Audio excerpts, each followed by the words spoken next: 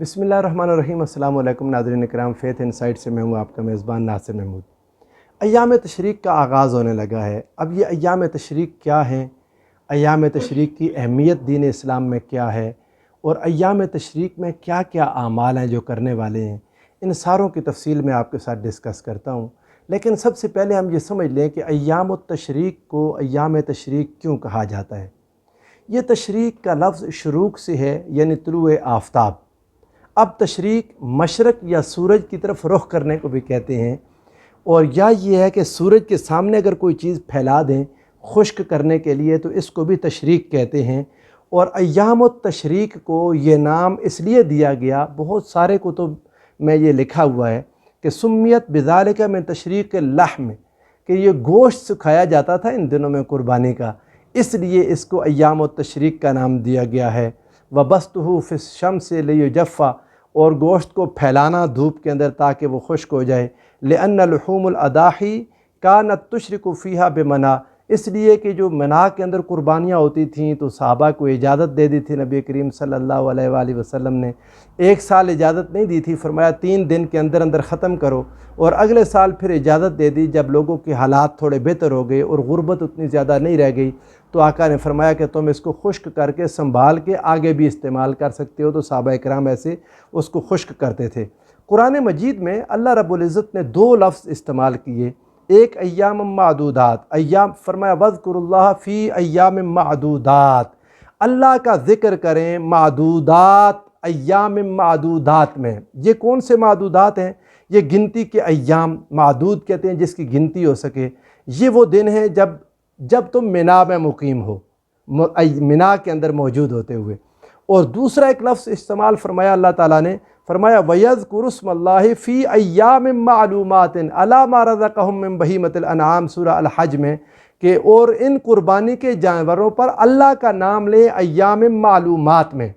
अब अय्यामिन मालूमात अशरा ज़ुल्हज है और अय्यामिन मादूदात अय्याम तशरीक़ है। ये हज़रत इब्न अब्बास रज़ियल्लाहु ताला अन्हुमा से भी, हज़रत अब्दुल्लाह इब्न उमर रज़ियल्लाहु ताला अन्हुमा से भी यही मरवी है। और तकबीरात तशरीक़ इन दिनों में पढ़ी जाती है और इन दिनों के आमाल किए जाते हैं। एक तो इन दिनों के आमाल में हज है। जो लोग हज पर मौजूद होते हैं, अल्लाह रब्बुल इज़्ज़त जिनको ये सआदत अता फ़रमाता है, वो वहाँ पर अपना हज शुरू कर देते हैं और हज के मनासिक शुरू हो जाते हैं।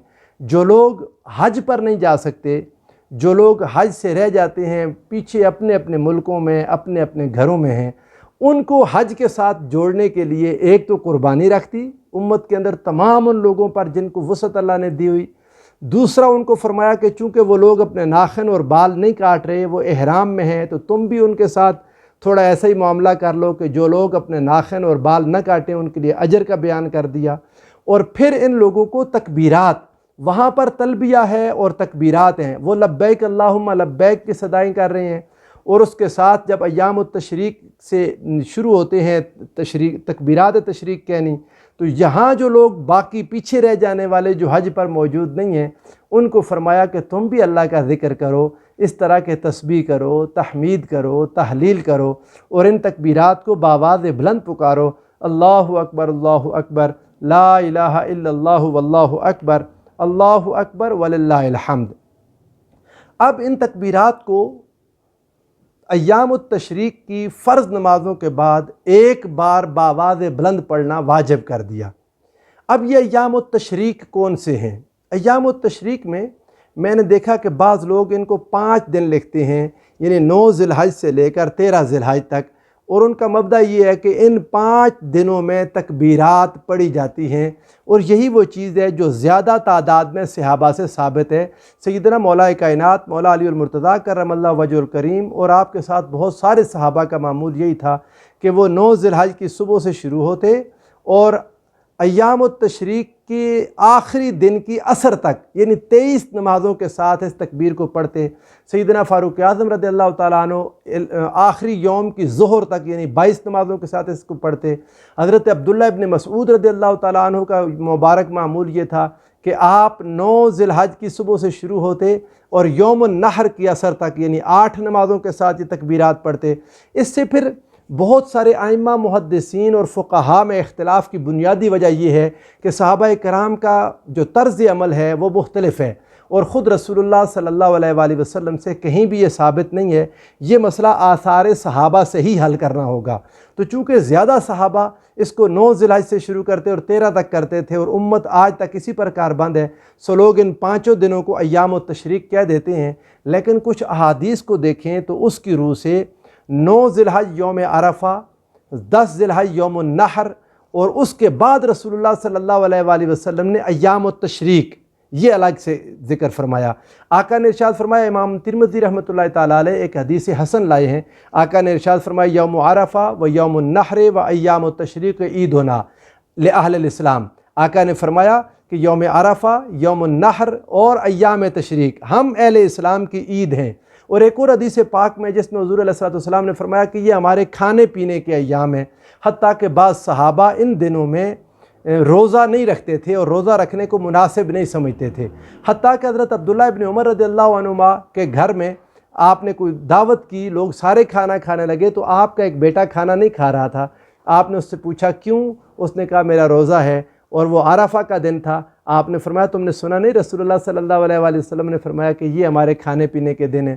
لیکن جو دوسری احادیث ہیں، یہ تو ان کا اپنا فہم تھا حضرت عبداللہ ابن عمر کا، لیکن دوسری احادیث زیادہ مضبوط ہیں جن میں عرفہ کے دن جو حج کے علاوہ لوگ اپنے گھروں میں پیچھے موجود ہیں، ان کے لیے عرفہ کے دن کے روزے کی فضیلت کا بیان ہے، اور وہ حدیث درست ہے جس میں آقا نے فرمایا کہ عرفہ کے دن کا روزہ جو رکھے گا اس کے 1 سال پیچھے 1 سال آگے کے اللہ سارے گناہ معاف فرما دے گا۔ تو یہ فضیلت ہے، اس دن کا روزہ رکھنا چاہیے۔ اللہ تعالیٰ جس جس کو توفیق عطا فرمائے وہ اس دن کا روزہ رکھے۔ اور حضور نبی کریم صلی اللہ علیہ وآلہ وسلم یکم ذی الحج سے لے کر 9 ذی الحج تک جب حج میں موجود نہ ہوتے تو آقا نے روزے ہی رکھے۔ حضور علیہ الصلوۃ والسلام کے مبارک عمل سے بھی یوم عرفہ کا روزہ ثابت ہے، اس لیے روزہ رکھنا چاہیے اس دن کا۔ البتہ یہ جو حدیث پاک ہمیں بتاتی ہے، اس سے یہ چیز پتہ چلی کہ یوم عرفہ اور یوم النحر کو حضور علیہ الصلوۃ والسلام نے ایام التشریق سے الگ گنا ہے۔ سو اس لیے بہتر ہے کہ یوم عرفہ اور یوم النحر کو تکبیرات تشریق تو پڑھی ہی جائیں گی، لیکن ایام التشریق 11، 12 اور 13 ہے۔ اب 11، 12 اور 13 کی عصر تک ایام التشریق ہیں، اور عصر کی نماز تک ہر نماز کے بعد آپ نے اس میں ادا کرنی ہے تکبیرات تشریق۔ میرے ساتھ مل کر پھر دوبارہ پڑھ لیں، اللہ اکبر، اللہ اکبر، لا الہ الا اللہ واللہ اکبر، اللہ اکبر وللہ الحمد۔ اس میں ایک چیز اور سمجھ لیں کہ ایام النحر وہ 3 ہی ہیں، وہ سارے تشریق نہیں ہیں۔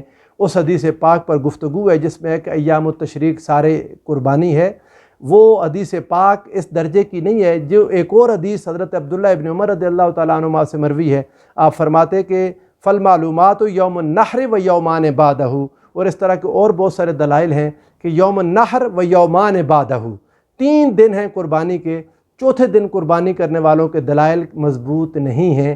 قربانی 3 دن ہی کی جائے اور چوتھے دن قربانی نہ کریں، اور ان دنوں میں اللہ کا ذکر کثرت سے کریں، عبادات کریں، اللہ کو یاد کریں، اللہ سے رو رو کے اپنے گناہوں کی معافی مانگیں، اپنے والدین، اپنے ملک کے لیے، اپنے اساتذہ اور مشائخ کے لیے اللہ ہم سب کے لیے آسانیاں فرمائے، اور ان دنوں کی برکتیں ہمیں عطا فرمائے، اور ہمیں ایمان کی لذت اور ایمان کی حلاوت نصیب فرمائے۔